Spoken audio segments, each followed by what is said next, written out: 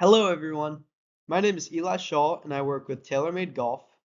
And today, I'm excited to walk you through the importance of business ethics, and especially in the golfing industry. So, I know for a lot of you guys, business ethics may sound like a foreign concept, but I'm going to try to help break it down and show the importance of business ethics to how we conduct our own business and how business ethics are going to relate to our brand and our reputation. So let's get into this presentation.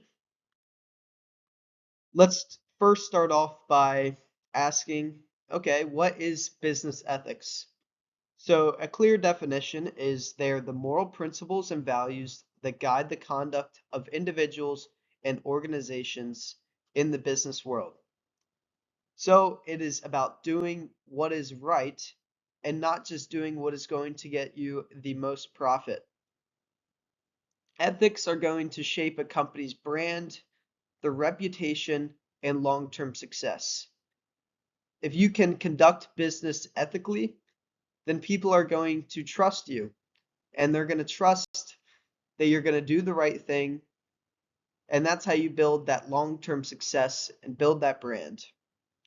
So traits of business ethics: honesty, fairness, transparency, and respect are big traits of business ethics. Why do business ethics matter for us at TaylorMade? Well, as we know, TaylorMade is one of the leading brands in the golf industry. And for us to be able to sell clubs, we need to be able to rely on our reputation and our brand. The difference between a golf club at TaylorMade and Titleist and Callaway and Puma, all these other golf brands, it's extremely minute. If you take the same player and have them test a TaylorMade driver versus a Titleist driver versus the other golf brands, I can guarantee you that the distances are going to be extremely similar to each other, within a yard or two. The spin rates are going to be very similar to each other. The dispersion pattern of the ball going left and right is going to be very similar. Golf clubs are so good nowadays. There's been so much research put into the making of golf clubs, the aerodynamics, the weighting. All golf club manufacturers, they are really good. So for us, how are we going to be able to sell our products? Well, we're going to have to rely on a good reputation and our brand. That is paramount to our success at TaylorMade. So for us to be able to build our brand, we are committed to honest marketing and fair business practices. This is going to help us build credibility with customers, employees, and PGA Tour professionals. We're committed to doing our business ethically, and not even just in our conduction of business, but also outside of just selling golf clubs. We look to be able to grow the game as we feel we have a social responsibility to give back to what we do. And we want to make the game more inclusive, as it has in the past been very inclusive.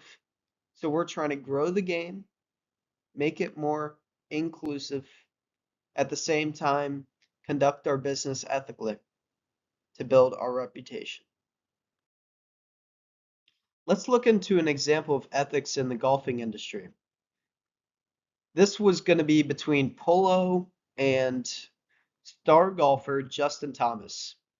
So in January 2021, during the Century Tournament of Champions, Justin Thomas, who's a budding star in the game, he had just won a PGA championship. He had came off a season where he won 5 times in one PGA Tour season. This guy, he was making his ascent in the game of golf. He was an absolute budding star. And during the Century Tournament of Champions, Thomas, he missed the putt, and then he murmured a homophobic slur, which was caught by one of the greenside microphones, which was then broadcast on the TV.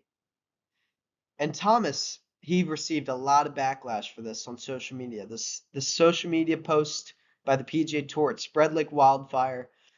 All the um, big social media accounts, they're catching on to this, they're posting this, people are commenting about it. So it became a big thing. And Justin Thomas, he was obviously a budding superstar, a valuable marketing asset for Ralph Lauren, maybe their biggest marketing asset in the golfing industry. They made the difficult decision to cut ties with Justin Thomas. Even during this was a time where Thomas was ascending to the top, becoming one of the best players in the game and becoming almost a worldwide superstar. They thought Justin Thomas, what he did there, he broke their ethical standard, and they cut ties with him because they thought he didn't align with their inclusive, their progressive, and their respectful culture and brand that they're building at Ralph Lauren and upholding at Ralph Lauren. So for us at TaylorMade, right, we operate and we want to operate under those same ethical principles, and we want to uphold those ethical principles. Despite Thomas being a valuable asset to Ralph Lauren, they demonstrated that ethics and morals, they come as their number one priority. Thomas was undoubtedly an amazing asset for them. A great guy, very marketable, a budding star in the game, but he made one mistake that didn't align with their brand and their ethics, and they cut ties. For us, we have three of those biggest stars in the game of golf on our team. Fortunately for us, Tiger Woods, Rory McIlroy, Scotty Scheffler, and these guys have helped immensely, helped us grow our exposure. Um, Customers, they want to try the clubs of the best in the world. They trust the best in the world are going to use the best clubs. So it's going to make them, it might help them get their game better. And despite this, despite these guys being such amazing assets for us and very marketable, they still need to represent our brands and they need to uphold our ethics. And so far, they've done that amazingly. But if there's going to be an incident where they do not align with our ethical code, we'll have no problem doing something that Ralph Lauren did and making a statement and showing, hey, this is you crossed the line here, and that's not going to stand with us. We've seen with Ralph Lauren an example of business ethics in the game of golf. Now let's look at an unethical industry example. So as you can see here in this Callaway little marketing piece, it says that this Callaway Big Bertha iron, the Big Bertha iron is going to be up to 2 clubs longer. 2 clubs longer. This is obviously going to be referring to other irons in the golfing industry. 2 clubs longer. If you don't know, that is a lot of distance. A lot of distance they're claiming that their club is going to offer. And this statement, it was challenged by the National Advertising Division for lacking credibility. How are they going to back that up? Did they have any evidence that proved that this club was going to be 2 clubs longer, as they say? It ended up being that, according to My Golf Spy, um, they didn't have any evidence or testing that backed this up. This was a claim just kind of made out of thin air. There was nothing to back it, and so the NAD, according to My Golf Spy, they forced Callaway to alter their campaign. And this was a major moment in the golf advertising with regarding to ethics and honesty. With marketing, selling golf clubs, it's all about marketing. You've got to be able to get people to think, okay, this new club, it's longer, it's more forgiving. There's something about it that makes it different than the other clubs.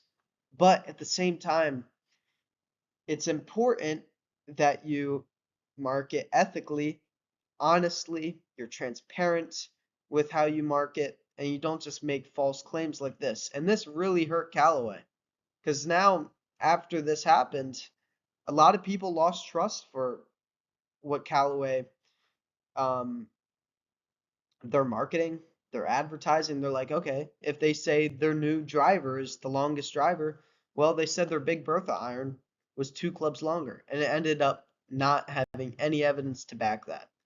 So this was an example of an unethical industry example and something for us at TaylorMade. We're going to try to avoid doing that.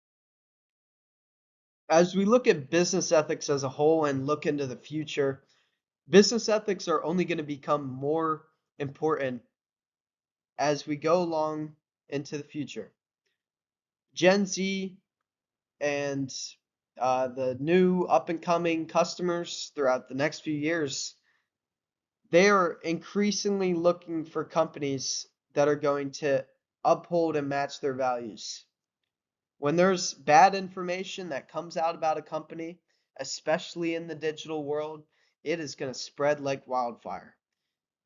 Social media accounts, they're going to catch on to that like a mosquito, post as much negativity and awareness of what's going on with this company, what they did wrong.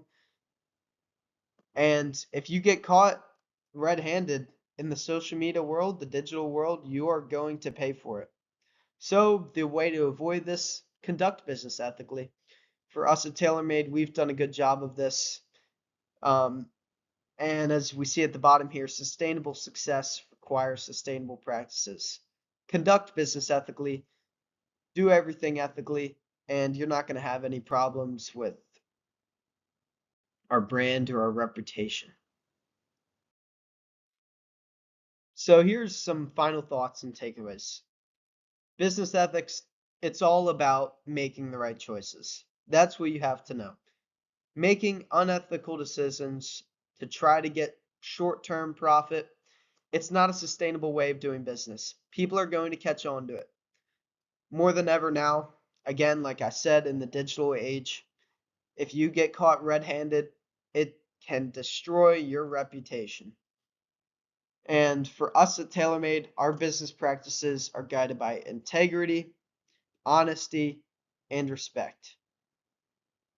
By doing so, we can build trustful and long-lasting relationships with our partners and customers. So hopefully this presentation is going to help us all to continue to make decisions that are ethically sound, and I hope you learned something. Thank you for listening, and thank you for taking time to listen to me, and hopefully we can move forward and make sound ethical decisions. See ya.